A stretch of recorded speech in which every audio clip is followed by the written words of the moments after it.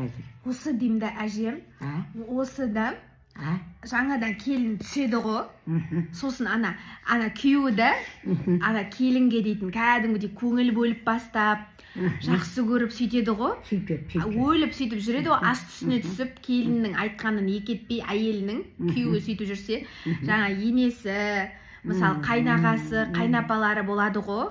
Солар дейтін ана әйелді бөтен адам ұқсатып көріп та, өйтіп дейтін қатыныңа дейтін өйтіп жалтақтап асты үстіне түсе берме, ертең ол деген басыңа шығып алады деп. Не үшін әже сөйтіп не үшін айтады, не үшін мен түсінбеймін. Сонысы ерлі зайыптың арасында тат-тат болып жүргенде адам үйінің ішінде басқа бір адам сөйлемеу керек.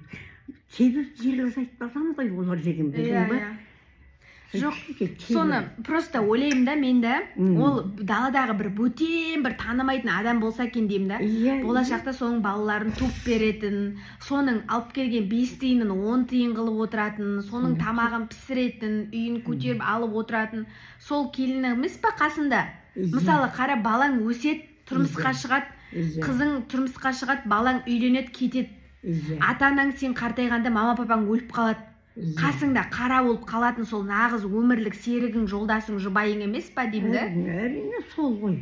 Енді соны жасы үлкен адамдар көрегенді кісі ретінде даналығын көрсетіп, сол затқа өздерінің миы жету керек қой деймін да. Не үшін ана кепкеше келген қаршығадай қызға анандай әңгімелер айтып, ана күйеуі мен әйелінің арасына от салып екеуін бір-біріне айдап салады екен, мен соны түсінбеймін да.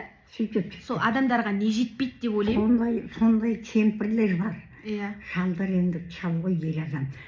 Кемпірлер тіпті бір жаман кемпірлер бар. Тек сәл тек баласын айтып тек келінмен тек баласы бүйтіп қойып отыратын кемпірлер бар. Сондай адамдарға не жетпейді деп ойлаймын да, өмірде оларға не жетпейді деп ойлаймын да, просто. Мұңбағандар итті. Бәрі жетіп тұр. Бірақ ақылы жетпейді де, ақылы санасында бірдеңе болып тұр ғой. Болмаса басы жасайтын көрегенді адам болса, ондай әңгімеге, ондай затқа бара ма мысалы? Ақылы жетпейді, дұрыс айтасың.